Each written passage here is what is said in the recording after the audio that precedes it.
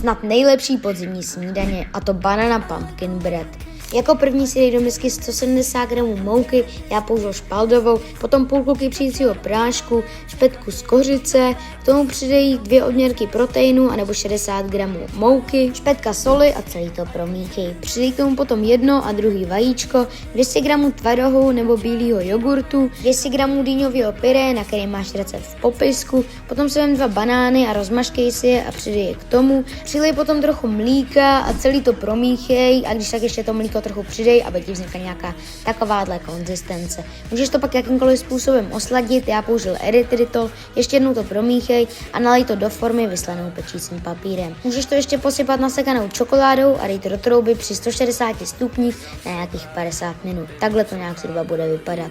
Jo, a by the way, špejle byla suchá. Nějak si to naaranžuj a pokud by si chtěl kuchařku zdarma, tak mi dej follow na Instagramu.